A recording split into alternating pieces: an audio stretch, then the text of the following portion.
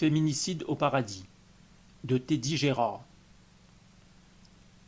Sur la table de chevet cylindrique, vitreuse, blanche, le téléphone noir vibre une fois, puis une deuxième. Dépassent des draps roses, des cheveux frisés, mi-longs, avec des reflets dorés. Le bras droit et une partie du buste d'une femme à la peau bronzée. Elle a la quarantaine bien sonnée. Elle est à moitié endormie. Elle tend la main pendant que le portable vibre de nouveau. Les deux autres personnes allongées près d'elle, un homme et une femme, trentenaires, ne bougent pas sous les draps. Leurs ébats ont duré jusque tard dans la nuit. L'écran affiche Zoé. Elle décroche immédiatement, et sans même prendre le temps d'enfiler sa nuisette, la femme à la peau dorée se lève d'un bond. Elle se précipite dans le salon, en prenant soin de refermer la porte de la chambre. Assise dans le canapé rouge, elle regarde l'écran. Zoé, une blonde d'une quarantaine d'années, les cheveux longs, a les traits tirés. Et surtout, ses yeux bleu-vert sont teintés d'inquiétude. « Heureuse journée, Zoé. Heureuse journée, Tessa. Ça va pas, ma chérie ?» demande Tessa. « Tu as vraiment l'air fatiguée. »« Tessa, écoute, il m'arrive quelque chose de grave. J'ai peur, j'ai vraiment peur. »« Comment ça, de grave? Tu as peur de quoi, Zoé? Dis-moi. »« Je préfère ne pas en parler au téléphone, » lui dit son ami avant de soupirer. « Ça te dérange de venir? »« Non, ça ne me dérange pas du tout, » répond Tessa. « Je prends le prochain avion. Tu m'inquiètes. »« Ça va aller, » dit Zoé. « Enfin, je pense, mais il faut que je te voie au plus vite. »« Ok, tu m'appelles si ça ne va pas, d'accord ?»« D'accord, merci Tessa. Bisous, à bientôt. »« Bisous, » dit Tessa. La femme aux cheveux mi-longs frisés pose le téléphone sur la table basse. « Lynn, il me faudrait un vol pour Romilly dans les plus brefs délais, » dit-elle à voix basse. « La meilleure solution, c'est un vol avec escale à Toulouse et Limoges, » répond Lia. « Le seul vol de la matinée décolle à 8h30. Mais je suis navré, Tessa, il n'y a plus de place sur ce vol. Je vois si quelqu'un veut bien se désister. Merci, Lynn. Tu m'excuseras auprès de Jason et Tatiana. »« Bien sûr, » répond Lia. Tessa est confiante. À coup sûr, il y a au moins une personne sur ce vol qui est moins pressée qu'elle d'aller à Romilly. Elle reste assise quelques instants, les yeux dans le vague, se demandant ce que Zoé entendait par quelque chose de grave. Puis elle se lève et se dirige vers la salle de bain. La porte de l'ascenseur s'ouvre. Tessa, en jean noir et haut rouge, en sort sans se presser. Elle a un tout petit sac à dos noir et elle tire une petite valise couleur vert pomme. Elle souhaite heureuse journée aux 3 personnes qui sont descendues avec elle, des personnes avec lesquelles elle a échangé quelques banalités. Les escarpins de Tessa claquent sur les carreaux antidérapants parfaitement propres. À sa droite, les plantes du mur végétal. À sa gauche, l'eau limpide chuchote en petites cascades entre les fougères, principalement des capillaires. Le tout baignant dans la lumière naturelle qui entre par la voûte semi-circulaire en verre. La voix de Lynn se fait entendre dans son oreillette. « Bonne nouvelle, Tessa. Sébastien 227 a bien voulu se désister. »« Super. Tu peux nous mettre en contact visio, s'il te plaît ?»« Tout de suite, » répond Lia. « Merci, Lynn. » La quadragénaire à la peau cuivrée sort de la pyramide d'habitation numéro 412. Une pyramide standard. 7 niveaux, des balcons végétalisés, entretenus sur leur temps d'effort commun par les citoyens du service environnement et sur leur temps libre par des résidents aimant le jardinage. Tessa prend son téléphone. Sébastien ne tarde pas à décrocher. « Bonjour Sébastien, » dit-elle en souriant au quinquagénaire. « C'est Tessa. »« Bonjour Tessa. »« Je voulais juste te remercier personnellement. Merci, merci encore. »« De rien, » dit Sébastien avant de sourire. « Quand on peut aider, pour le bonheur de chacun. Bon vol, et heureuse journée à toi. »« Heureuse journée à toi aussi, » dit Tessa. Sur le trottoir ombragé, Tessa raccroche et range son téléphone. Les rayons de soleil commencent à réchauffer l'atmosphère. La brise joue dans ses cheveux bouclés aux reflets dorés. Le vent léger, qui vient de se lever, fait aussi doucement onduler les feuilles des platanes. Lynn, s'il te plaît, c'est laquelle? La 2 places blanches à ta gauche, Répond Lia, alors que les feux de détresse s'activent pendant quelques secondes. Tessa entre dans la petite voiture, à la place du chauffeur. Arrivée depuis peu dans la ville de Murcie, Tessa se fie à Lynn pour la guider. Lynn, j'aimerais prendre un petit déjeuner. Lia répond immédiatement. Le restaurant 17 est à 5 minutes, en allant vers l'aéroport. Ok, je suis un peu fatigué, Dit Tessa. je te laisse conduire. Très bien, Dit Lynn. La petite voiture blanche met son clignotant et quitte la place de stationnement. Quelques instants plus tard, elle se gare sur le parking ombragé du restaurant. En plus du numéro 17, l'enseigne indique « Chez Mike, petit déjeuner, déjeuner, collation, dîner ». Et bien sûr, les horaires standards, 6h à 23h. Un écran publicitaire vante les spécialités de la maison, sans oublier d'afficher le message d'optimisation. Afin d'optimiser l'effort commun, veuillez s'il vous plaît ne pas gaspiller la nourriture qui vous est offerte. Une dizaine de tables extérieures, tout ombragées par des parasols ou des arbres. Tessa s'assoit sous un olivier. Une hôtesse, petite, brune, habillée d'une robe à carreaux rouge et blanc et d'un tablier blanc, ne tarde pas à venir. « Heureuse journée, Dit la serveuse avec un large sourire. heureuse journée. Dit Tessa. Bienvenue chez Mike. Qu'est-ce qui vous ferait plaisir? Demande la serveuse. Un café, 2 croissants, une tartelette aux cerises et un jus de mangue, s'il vous plaît. De la confiture ou autre chose avec les croissants? Propose la jeune femme brune. Non, je vous remercie. Répond Tessa. Très bien, je vous amène votre commande dès que possible. Merci. Dit Tessa. Tessa prend son petit déjeuner en pensant à Zoé. Elles se connaissent depuis plus de 5 ans. Amies, partenaires sexuels, peut-être même un peu plus. Pourtant, elles n'ont jamais demandé au service logement une cohabitation. Elles n'en ont même jamais parlé. En tout cas, elle sera là pour aider Zoé à surmonter ce quelque chose de grave. Qu'est-ce que c'est? Se demande Tessa. Une maladie inconnue à laquelle le service santé n'a pas encore trouvé de médication? Improbable. Mais alors quoi? Tessa finit son jus de mangue. La jeune femme brune revient vers elle. Si vous voulez autre chose? Non, Répond Tessa, je vous remercie. ajoute-t-elle avant de sourire. Dans ce cas, Dit la serveuse. pour l'efficience de la société, n'oubliez pas de donner votre appréciation de nos services. Naturellement. Dit Tessa. Heureuse journée à vous. Et bonne route. Heureuse journée à vous aussi. Merci pour tout. La serveuse s'éloigne. Restaurant très agréable. Je me suis régalé. C'était parfait. Lynn transmet instantanément au service restauration l'appréciation de la citoyenne Tessa 726. La quadragénaire à la peau dorée, aux cheveux mi-longs frisés, se lève.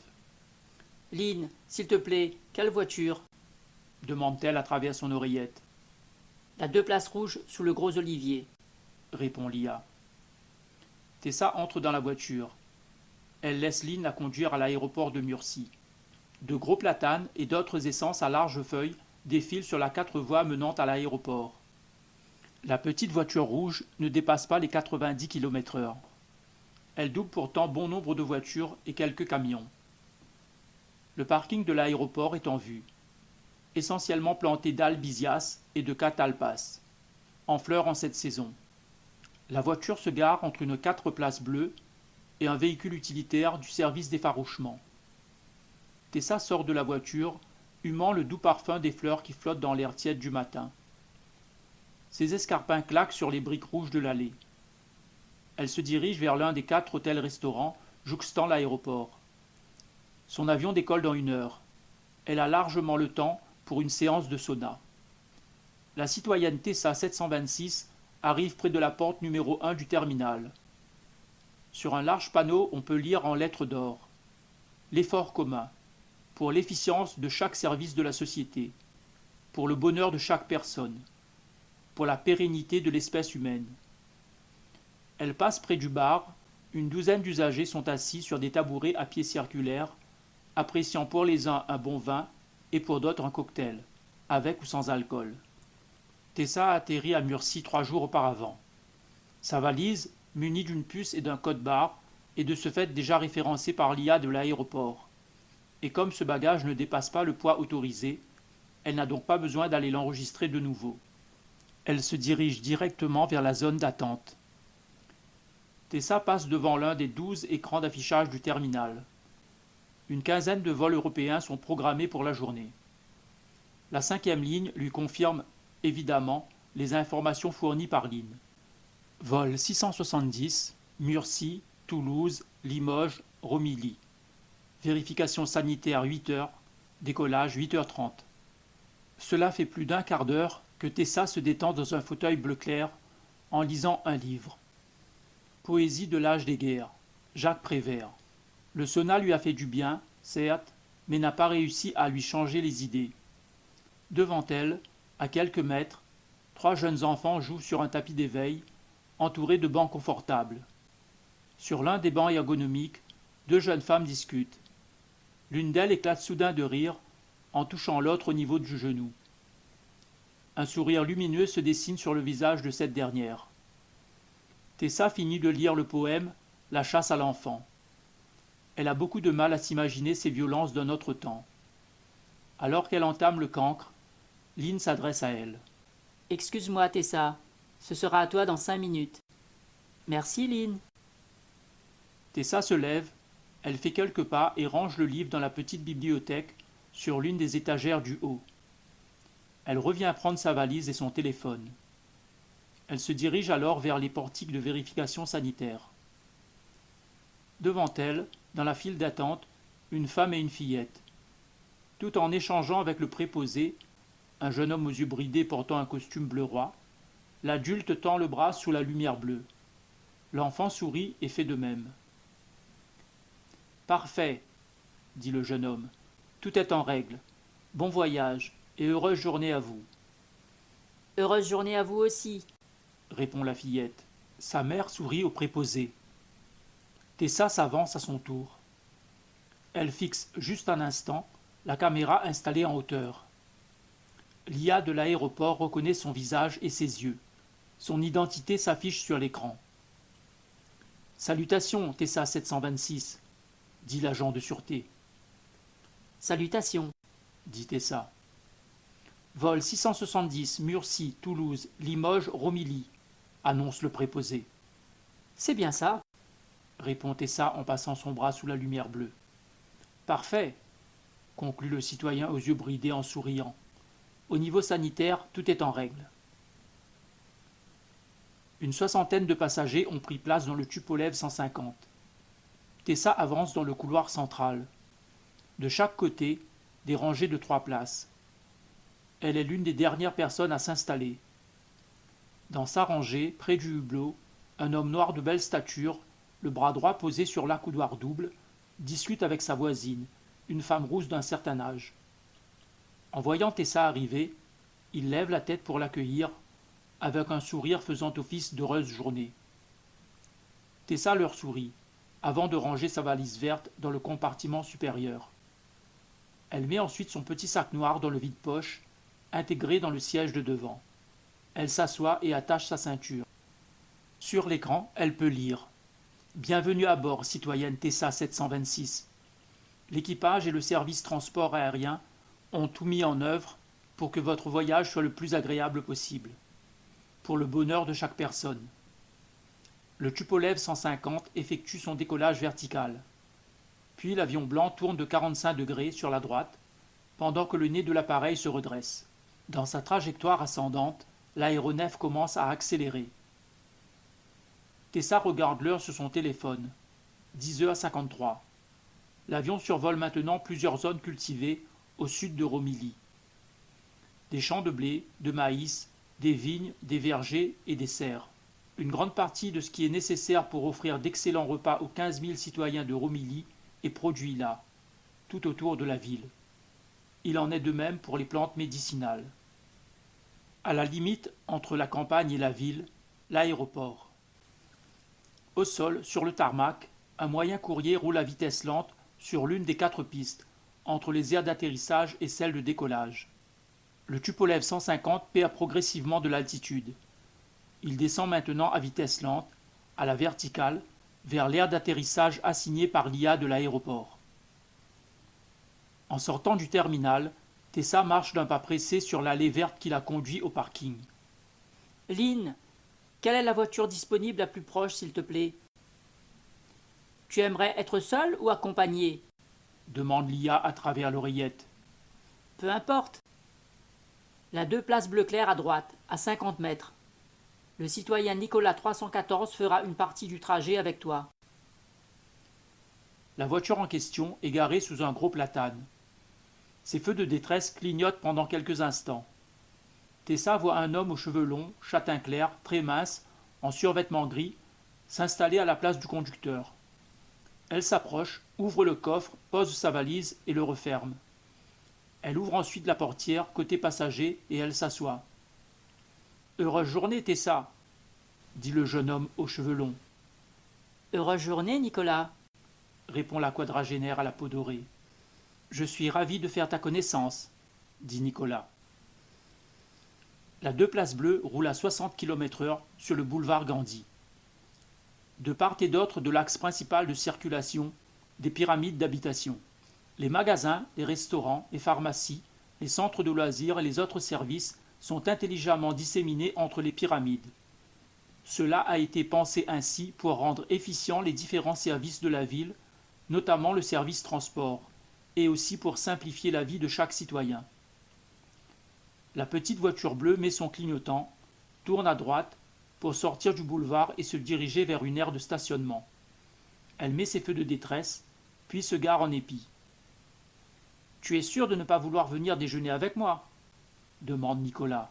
« Ça aurait été avec plaisir, » répond Tessa en souriant au jeune homme aux cheveux longs. « Mais je suis très pressée. »« Dommage, on aurait pu mieux faire connaissance. »« Une prochaine fois peut-être, » lui dit-elle avant de sourire.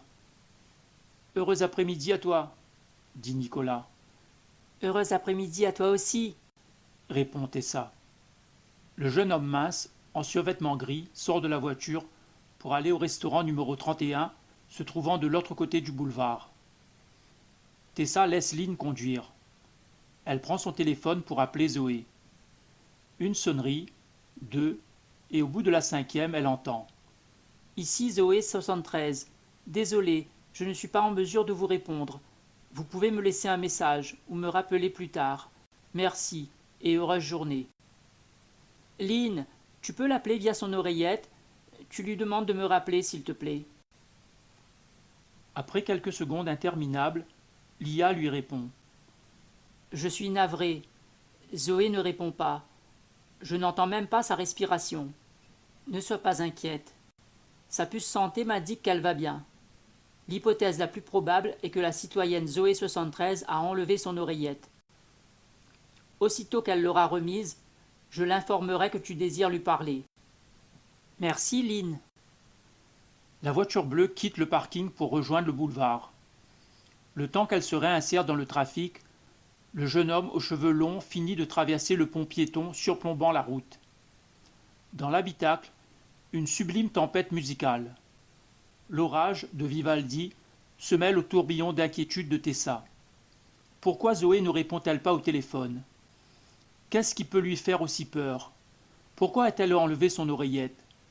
Ce qui est contraire aux règles les plus élémentaires de sécurité. Même un enfant sait qu'il ne faut jamais l'enlever, à moins que Zoé n'ait plus toute sa lucidité. La 2 place bleue s'engage maintenant sur les voies de contournement du parc central. 200 hectares de verdure, des arbres pour les écureuils et les oiseaux, des mares pour les cygnes et les canards, des aires de jeu pour les enfants, des skateparks, de nombreux bancs, des allées pour les cyclistes, les joggeurs, les promeneurs. Pour ceux qui veulent pique-niquer, des tables en bois ici et là, des kiosques ou tout simplement de l'herbe bien verte. Au centre de cette aire de bien-être se dresse un obélisque. La voiture finit de contourner le parc. Elle roule encore sur plus d'1 kilomètre. Elle tourne à droite pour arriver au parking de la pyramide des Lilas. La voiture bleue s'immobilise. Tessa en sort rapidement, récupère sa valise dans le coffre. Sur l'allée pavée, elle court vers le hall d'entrée. Elle croise un homme en costume beige et un garçon de 9 ou 10 ans. Il la salue en souriant, mais semble surpris de la voir aussi pressée. « Heureuse journée !» leur répond poliment Tessa, mais sans les regarder, sans sourire. À son approche, la porte vitrée coulissante s'ouvre automatiquement. Sans porter aucune attention au tableau végétal de gauche, ni au tableau abstrait accroché à droite, Tessa, tirant sa valise verte, fonce vers l'ascenseur. Elle appuie sur le numéro 6. Elle entre dans l'ascenseur. La porte métallique se décide enfin à se refermer. Quand elle s'ouvre de nouveau, la quadragénaire à la peau dorée sort rapidement, tourne machinalement à droite et se précipite vers la porte numéro 27. Elle appuie sur la poignée, s'attendant naturellement à ce que la porte s'ouvre. Elle appuie de nouveau. La porte résiste. Elle se dit que c'est encore plus grave qu'elle ne le croyait. « Zoé, c'est moi, Tessa !» Derrière la porte, une femme blonde aux cheveux longs est debout, immobile. 2 barres de fer carré sont posées à l'horizontale dans des équerres en U fixés au mur. Zoé fait un pas de côté pour se mettre derrière le mur. « Qu'est-ce qui me prouve que c'est bien toi ?» demande Zoé. « C'est moi, Tessa. Tu reconnais ma voix quand même. »« Où est-ce qu'on s'est rencontrés ?» demande la femme blonde. « Au délice glacé, » répond Tessa sans hésiter. Zoé enlève la barre du haut, la met au sol et fait de même avec la seconde. Elle ouvre la porte, croise le regard de Tessa, la prend par le bras droit, la tire rapidement à l'intérieur. Elle referme aussitôt la porte. « Mais enfin, Zoé, qu'est-ce qui t'arrive ?» lui demande Tessa pendant qu'elle remet la première barre en place. « Et ce bricolage avec ta porte, ça sert à quoi ?» Zoé met en place la 2e barre, puis elle se tourne vers Tessa. Une terreur indicible se lit dans ses yeux bleu-vert. « Quelqu'un essaie de me tuer. » Tessa n'en croit pas ses oreilles. Les yeux de son amie commencent à se noyer dans les larmes. Elle l'enlace en la serrant très fort. « Je suis là, calme-toi. » dit Tessa en la prenant par les épaules. « Calme-toi, respire, ça va aller. »« Je t'assure, Tessa, » dit Zoé, en la regardant dans les yeux et en hochant la tête. « Quelqu'un essaie de me tuer. »« Mais c'est impossible, » assure Tessa. « La violence entre humains est révolue depuis longtemps. »« Il a essayé une fois, » dit Zoé. « Et il va recommencer, c'est sûr. Calme-toi. » répète Tessa en prenant Zoé par la main et en l'accompagnant vers le canapé rose. « Et raconte-moi tout depuis le début. Ce il, c'est qui ? » ?»« C'est un jeune homme chauve, » répond Zoé en s'asseyant. « Et qu'est-ce qui te fait croire qu'il veut te tuer ? Dis-moi, tu l'as vu où et quand, ce jeune homme ? » ?»« Lundi matin, en bas de la pyramide. Il portait un survêtement bleu. Il était 6h30. »« Tu allais prendre ton petit déjeuner ?» avance Tessa. La quadragénaire blonde hoche la tête. Zoé contribue à l'effort commun au service habillement, avec 2 collègues, Andy et Emma. Il s'agit de laver, sécher, repasser et parfois retoucher des vêtements des personnes habitant la pyramide. Entretenir des vêtements, c'est ce qui occupe ses matinées 5 jours sur 7. Il arrive fréquemment qu'elle traverse la rue pour prendre un copieux petit déjeuner au restaurant numéro 9, avant de revenir faire son temps d'effort commun au bas de la pyramide. « Oui, je l'ai croisé sur l'allée devant la porte est. Il m'a regardé bizarrement, sans me saluer, sans sourire. »« Et alors ?» demande Tessa. « Il est entré dans la pyramide, » dit Zoé. « J'ai pensé que c'était un visiteur. Je l'ai revu environ 1 heure plus tard. Il est passé devant le service habillement. Il s'est arrêté. Il n'a rien dit. À travers la vitre, il m'a regardé fixement. Et puis, il est reparti. »« Et c'est tout ?» dit Tessa. « Peut-être que tu lui plais, que c'est un grand timide et qu'il n'a pas osé te parler. »« Arrête, s'il te plaît, c'est pas drôle. Hier, il est revenu sur mon lieu d'effort commun. J'étais aux toilettes. Quand j'ai ouvert la porte, il était là. Et il avait une arme. »« Une arme ?» demande Tessa étonnée. « Comment ça, une arme ?»« Un pistolet, » précise Zoé. « Et il l'a pointé sur moi. J'étais terrifiée. » ajoute la femme blonde avant de respirer profondément pour se calmer. « Il était où exactement ?» demande Tessa. « Il était près des lavabos, » répond Zoé. « Il m'attendait, c'est sûr. Quand il a pointé le pistolet sur moi, Emma est entrée. Il a rapidement rangé l'arme, il s'est lavé les mains en sifflotant, l'air de rien, puis il est parti. »« Et alors, tu as fait quoi ?» demande la femme à la peau dorée. « J'étais terrifié, » lui dit son ami. « Je suis resté quelques instants sans réagir, et après je suis parti en courant.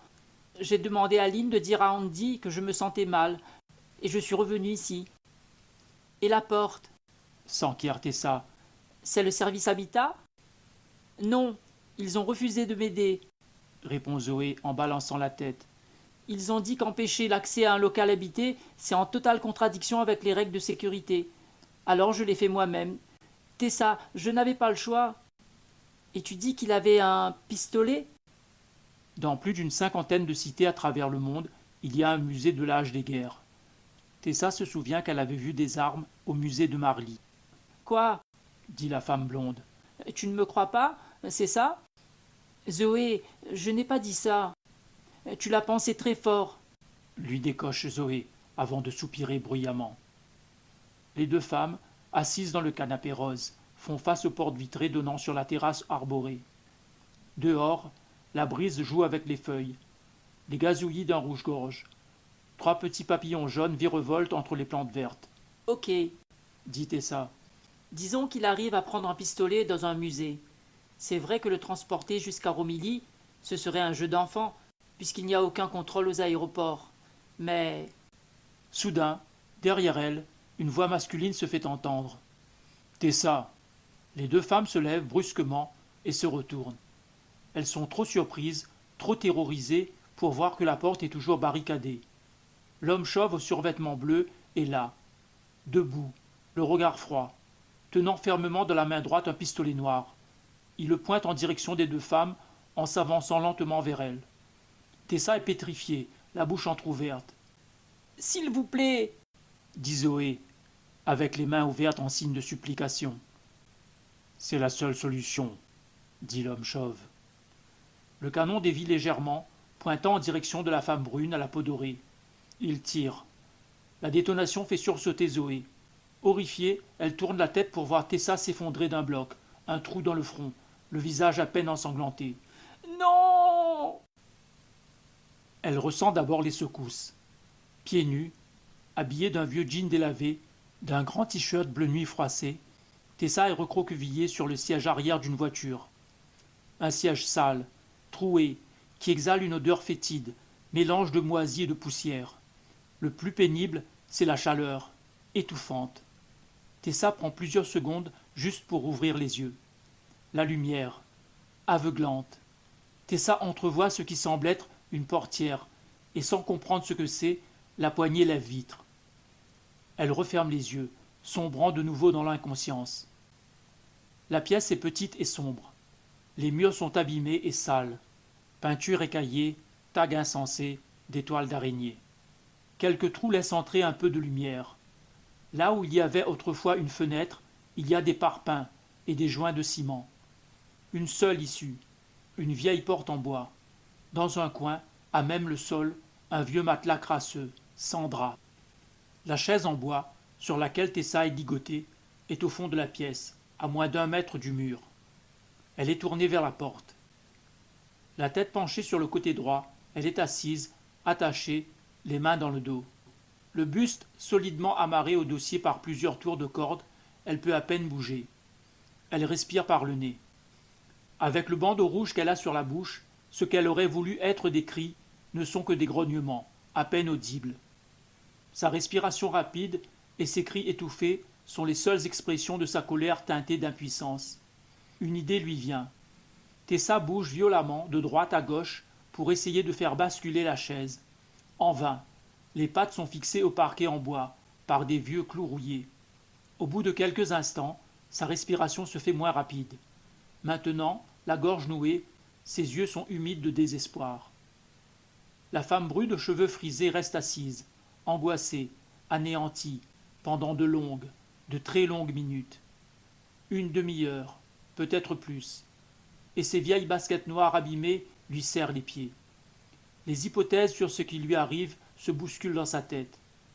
Aucune ne tient debout. Soudain, elle entend des bruits derrière la porte. Un graissement métallique, puis la porte s'ouvre. Avec la lumière venant de la pièce d'à côté, un homme entre. Il a une casquette blanche. Il est grand, musclé. Des baskets, un vieux jean très sale, un t-shirt vert foncé troué ici et là, avec de grosses auréoles de transpiration au niveau des aisselles. C'est lui, c'est l'homme qui l'a tué, celui qui lui a tiré une balle dans la tête. Il a sur le dos un sac noir. Le cœur de Tessa bat la chamade. Sa respiration s'accélère. L'inconnu a dans la main droite un petit morceau de métal qu'il glisse dans sa poche. Une clé, se dit Tessa. Son ravisseur s'approche. La peur se lit dans les yeux noirs de la femme séquestrée. L'homme la regarde, avec dans les siens quelque chose qui semble bien être de la compassion. Immobile, il sourit. Tessa essaie de se débattre. En vain. « Je suis désolé, » dit-il, alors que Tessa arrête de s'agiter et le regarde. « Je n'avais pas le choix. Je vais t'enlever ton bâillon, » ajoute-t-il en passant derrière la chaise. Il défait le nœud, et immédiatement, Tessa se met à hurler. « À l'aide! À l'aide! Lynn! Est-ce que tu m'entends? Lynn !» Pendant que Tessa s'égosille, lui, il reste silencieux. Puis, au bout d'un moment, il soupire. « Tu peux crier, crier encore. Il n'y a personne pour t'entendre, à part moi, évidemment. »« S'il vous plaît, » supplie Tessa en sanglotant. « ne me tuez pas. » »« Calme-toi, » dit l'inconnu. « Je n'ai pas l'intention de te faire du mal. Je vais te détacher. » L'homme chauve aux vêtements sales défait les liens des poignets, puis ceux de la corde qui la maintenait à la chaise. Aussitôt libérée, Tessa se précipite vers la porte, l'ouvre et se retrouve freinée dans sa fuite par des gravats. Mêlés à des fers rouillés et tordus, des morceaux de béton jonchent le sol de ce qui semble avoir été jadis un living room. La pièce baigne dans une lumière aveuglante. Le mur, se trouvant à sa droite, est partiellement détruit. Subjuguée par la vision qui s'offre à elle, Tessa ralentit, puis s'arrête. Ce que ses yeux perçoivent du paysage est déformé par l'air chaud. 3 épaves de voitures sur ce qui reste d'une route. Quelques touffes d'herbes sèches s'accrochant à la vie dans les fissures de l'asphalte. Le soleil est implacable. L'air est brûlant. Le sol est poussière. Au loin, des bâtiments en ruine. Tessa sent son ravisseur s'approcher d'elle.